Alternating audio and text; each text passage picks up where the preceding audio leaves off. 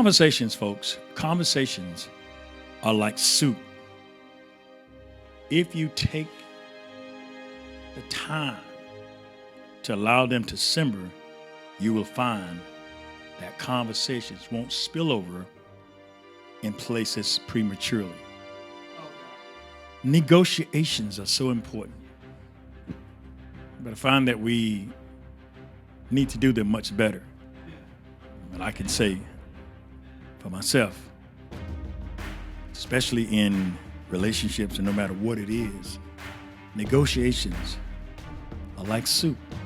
A good soup is always best cooked warm for a long period of time. Good conversation, especially a conversation that has contention in it. You can gain the greatest advantage out of a conversation if you allow it to simmer. For example, when you give ultimatums, you give away your position of strength. When you give ultimatums, if you don't, I will. You've lost all of your position of strength. Now the person has no choices. And depending upon who he or she is, be it grown adults or 5-year-olds, it all depends on who they are, you may not see what you desire to see. And I said that because if you can get people to communicate, there's always room for negotiation. Negotiation through sound thinking. We said in this series that thoughts are seeds of conception. I believe that when you're angry about anything, don't listen to anything that you're thinking. I believe that when you're angry about anything, don't listen to anything that you're thinking. And for God's sake, don't make a decision. We're living in a day similar to Sodom and Gomorrah. But God says this: two things will attract God to you: gross sin and strong faith.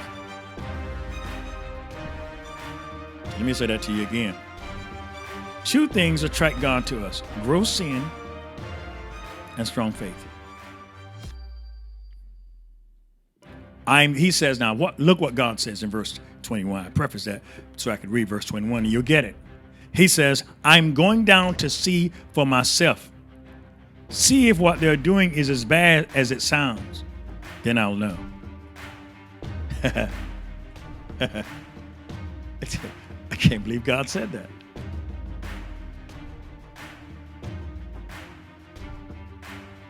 When God reveals to you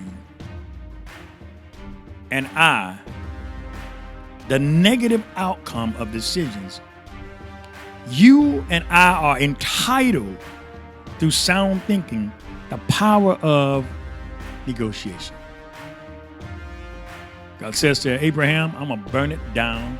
I'm coming down through town. I'm going to burn it down. I'm done with them jokers.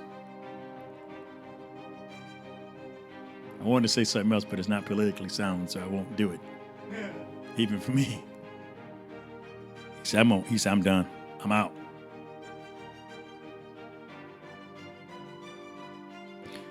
Before we get into this too far, remember this: humility oftentimes is the package that we should introduce negotiations.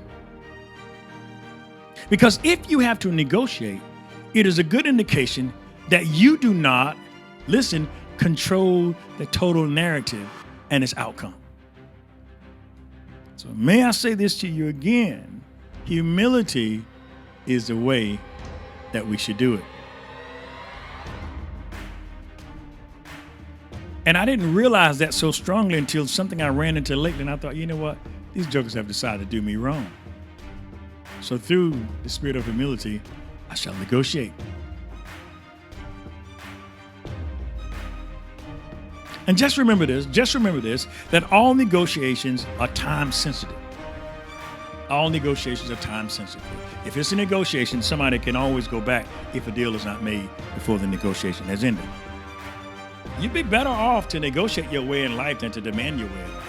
So many times as Christians, we've been taught if we claim it, we can name it. And that means we can say to people what we want to say to them. I would ask you to reconsider that.